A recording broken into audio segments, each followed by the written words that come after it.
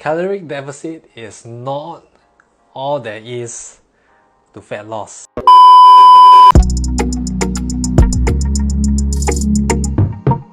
Hey fam, welcome back to another whiteboard session live with me. Alright, and in today's video, let's cut to the chase. Let's talk about caloric deficit and fat loss. Okay, and here's the big thing going on, alright? Caloric deficit is not all there is to fat loss. A lot of us are always talking about caloric deficit, okay, and that's really an important topic, but that is not all there is to fat loss, okay, and even for weight loss, it's not all there is to weight loss, okay. This is the reason why, okay. Let me give you an example, right, and this is probably for a lot of you who are going through this will appreciate this more. But here's the fact: if caloric deficit was everything, okay, and basically it's just all you need to do, then for those of you who are already eating lesser and lesser, why is it that you cannot lose more weight? Why is it that you cannot lose more fat? Okay, let's just think about that. For those of you who aren't really experiencing this, great for now, okay, but eventually you'll come to a point that if you just keep focusing on caloric deficit, it's gonna cause you troubles, right? Because if you just believe that that's the only thing you need to focus on, then you're really gonna kind of go crazy and get frustrated when you don't see any kind of changes, any kind of weight loss or fat loss occurring as you keep pushing the caloric deficit, as you keep eating lesser and lesser. Okay, this is really important, so I just want to make sure that you're aware. Alright, for fat loss or even weight loss, okay, caloric deficit is not the only thing, right? There are a couple of other things that you want to look at, and I'm going to write them down here. Firstly, you want to look at stress management. Okay, this is a huge one. Why? Okay, because of this. By the way, stress comes in a lot of form, right? There's physical stress, there's mental stress, emotional stress, physiological stress, so many different forms of stress, and all of them actually do affect you on a physical level, hormonal level, biological level, right? All of these do affect you, right? So just because you're having a tough day at work, physically you may not be super drained, but it still will affect you because of the way our brain is regulating a lot of this neurological stuff as well. So why is stress management important? Okay, and why this correlates directly to caloric deficit not being the only reason and holy grail of fat loss or weight loss is this: if you are going through a period of stress, a high stressful period, okay, physically, mentally, emotionally, whatever, what happens when you introduce a caloric deficit, right? Your body actually experiences more stress, right? Because you don't have enough calories coming in, your body is going to register it as something is kind of off. It's going to work harder to kind of get back to homeostasis or kind of regulate things to a balance, right? So homeostasis is basically kind of regulating and making sure everything is the same comfortable, peaceful manner it is. Okay, so when you introduce a caloric deficit, it introduces stress. But what happens when you have high stress and you already introduce caloric deficit and then you keep introducing more of a deficit, meaning that you eat lesser and lesser? That builds up stress, that increases stress. What happens when stress goes way above? Okay, I'm not going to the point of chronic stress, but if you have chronic stress, you probably want to work your way through it. But when you go above and beyond, in terms of stress level, your body starts to get in a state where it's really just trying to make sure that it's managing the stress, and it will do its best to store stuff, so that basically means that metabolism, alright, expending energy is not one of its priority. Okay, and if you keep introducing more and more caloric deficit, okay, that means to your body it's going into an overdrive. It's going to not want to use as much energy, and that's why people may actually in fact see some fat storage even when they are in a deficit, or even if they keep pushing themselves in a deficit. Alright, so this is a huge one. Do make sure that you're focusing on stress management. And if it's not a good time for you to focus on weight loss or fat loss, you know what?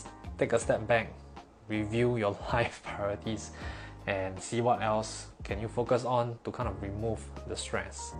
All right, next thing that we want to talk about is that there is more to calories, right? And this is nutrients. We can talk about specific things. It could be macronutrients, it could be micronutrients. So macronutrients are protein, carbs, and fats. Micronutrients are all your vitamins, minerals, and salts, stuff like that. Alright, so why is calorie deficit not enough, right? Because if you just look at calories, it's just numbers, but you're not focusing on the quality of the numbers, right? It's always like this. When you talk about quality and quantity, there has to be kind of a balance. And nutrients wise, if you're just focusing on numbers, you're not looking at if you're getting a good amount of protein, for example, which is going to be improving your muscle mass, which then increases your metabolism. That means that your metabolism is going to keep going down as you keep losing muscle mass, right? So that's one thing, right? Not having sufficient amount of protein is a huge thing, especially if people just keep focusing on caloric deficit. All right, obviously the workouts also. The next thing will be good amount of fat, good amount of carbs. A lot of people demonize carbs, saying they're not great, they avoid it, but you've got to realize that carbs and this is getting a bit deeper, but the insulin spike that comes from the carbs actually helps to channel nutrients into the appropriate cells. So if you're just avoiding carbs in a bit of caloric deficit, you're not going to have the proper nutrients absorbed into the proper place, right? So it's one thing to consume something, it's another thing to actually use it. So something to keep in mind. Okay, and actually the last thing is actually working out, right? Workouts. I hate the saying of 80% nutrition and 20% workouts, because I think it's just a lazy man way of saying that, focus on your nutrition, you don't have to work out. So much benefits coming from working out. It goes back to stress management also. The endorphins that come up when you work out, it's not something that you can just get from anywhere. Okay, not even, well, I guess you can get it from sex, but you get what I mean. But working out, alright, it helps with fat loss, because like what I mentioned about protein, you do want to stimulate your muscles sufficiently so that your muscles want to grow or break down and repair, right?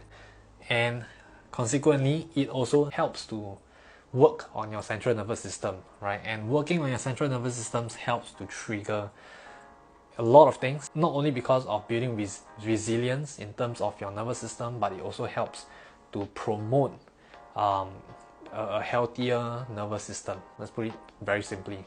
Okay, so these are three things, alright, apart from caloric deficit, that you really want to think about. Okay, and I want to quickly emphasize again, caloric deficit is not the only thing that you want to consider for fat loss. Okay, it could be a big thing, and it could be for probably I would say 60-70% of people, it could be something that if you just focus on caloric deficit, you're going to see a good amount of results, short-term results, right? But if you just focus on caloric deficit, for the other 30% of you, and you are getting a bit overwhelmed, you don't understand why nothing is happening for you, you're just really frustrated, that's because calories is not everything. Okay, you still want to look at stress management, the nutrients you're having, and as well as that, the workouts that you are programming and designing for you. Okay, you don't want it to be too crazy, you don't want it to be too comfortable as well. Okay, so yeah, I hope that helped out some of you who are kind of wondering or frustrated that this whole concept of caloric deficit doesn't seem to work for you. Okay, as with a lot of things, there are so many different strategies and angles to a particular topic, in this case fat loss, so you do want to consider the other factors as well. Okay, let me go through the questions. Alright, if you have any questions, drop them down below. Okay, so there's a question from ST. Sorry if I didn't get it right. Let me know how you pronounce it, by the way. ST Fitness. Does it matter if you eat pasta at night like 8 p.m. or calories don't know what time it is? Boom! I love that. I love that phrasing and question. Yeah, your calories don't know what time it is. Technically, that's not really true, right? Your body do have some sort of a circadian rhythm, a body clock of sorts. It's not that it doesn't know, okay, but in this case, I think this is what you're asking. Does it matter whether you eat carbs at night? I've actually talked about this before.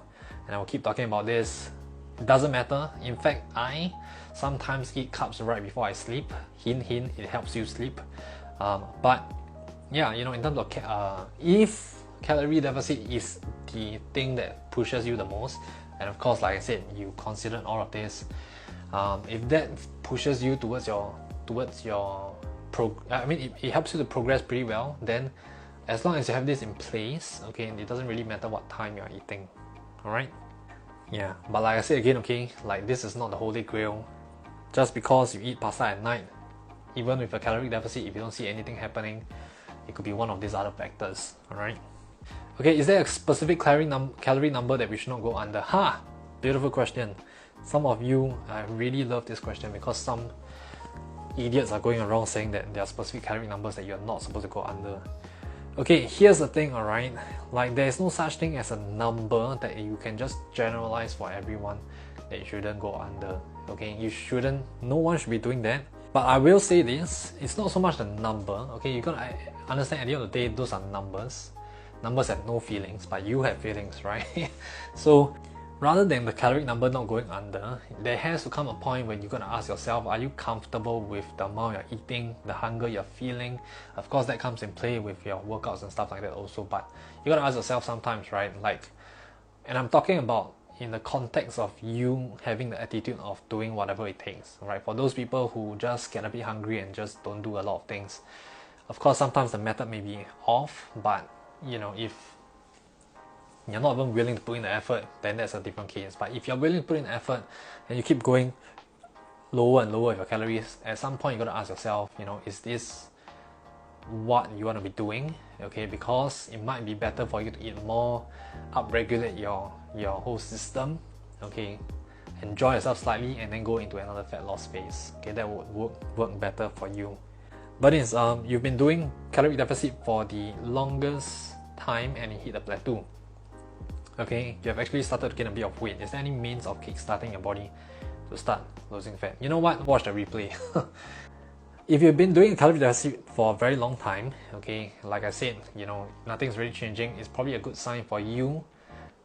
Okay, this is assuming that you were really in a deficit, okay, and that you don't have much more to reduce from. So a lot of caveat there, but okay, just a very generic advice here is, you know, if you've gone through a calorie deficit for really long, you hit a plateau, maybe it's time for you to kind of relax, not be in a deficit, eat properly, eat better, just feel happier, right, before you come back and attack it. Okay, this actually do help. This is what we call refeeds, and this is what I do for some of my clients on their program. And of course, different factors, I'm not going to go into it because then it takes really long.